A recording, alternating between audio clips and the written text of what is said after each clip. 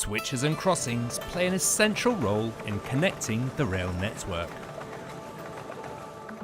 We use them to guide trains from one track to another and to enable lines to cross paths. Put simply, they're the junctions that allow us to create a multi-lined, multi-routed rail network. At Network Rail, we own over 20,000 switch and crossing units. They come in many different shapes and sizes, and all are made to measure for their specific location. To understand how switches and crossings work, we first got to look at the wheel-rail interaction.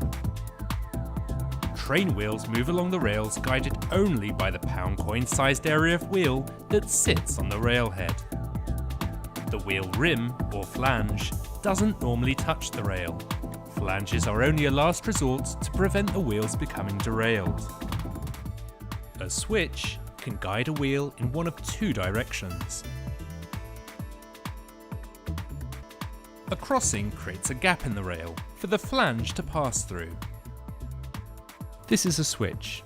Also known as a point, it's the moving part of the switch and crossing layout and is made up of two long blades which can move across to guide the train one way or another. This is the switch rail, and this is called the toe. This is called the stock rail. It's a non-moving part of the switch. The two switch blades are fixed to each other by a stretcher bar to ensure that when one is against its stock rail, the other is fully clear and will provide room for the wheel flange to pass through cleanly.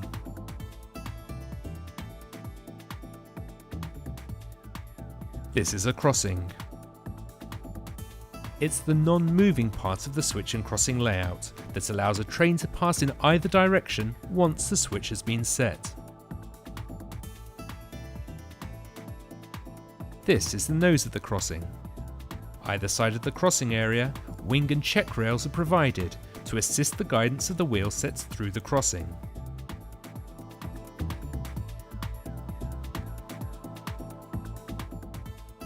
Crossings can be either fabricated, made up of two machined rails joined together, or they can be cast as a single unit. Modern crossings are now cast from manganese steel, which is an advanced alloy that gets harder with use. This is an important property, as the nose of the crossing can take high impact loads as train wheels pass through. My name's Lawrence Walton and I'm a graduate engineer working for Network Rail. I'm here today to teach you about switches and crossings. The most simple form of S&C is the turnout. This is a left-hand turnout. As you can see, it diverges from the main route in a leftward direction. This is how it works. In normal mode, the left-hand wheel rolls along the switch rail and there's flangeway clearance for the right wheel to continue along the stock rail. The inside surface of the right flange is kept on course by the check rail. This restrains the wheel set and ensures it is directed along the correct route. Meanwhile, the left wheel transfers contact between the different parts of the crossing. That's where there's a high impact load. In the reverse, the right wheel rolls over the switch rail and follows its geometry. The inside surface of the left flange is guided by the check, forcing it to follow the stock rail on the new route.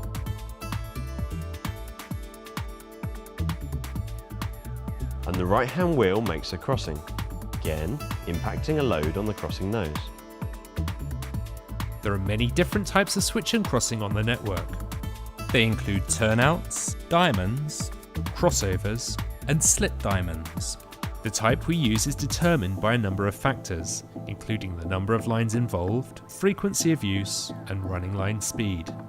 Trains travelling at high speeds need long switches and crossings. At low speeds, such as in stations, trains can make tighter turns. Train movements across the network are set and controlled by signallers, who use switches to set routes for trains. Switches can be propelled by various devices. One of the simplest forms is a ground frame setup, a series of rods and cams attached to levers in signal boxes.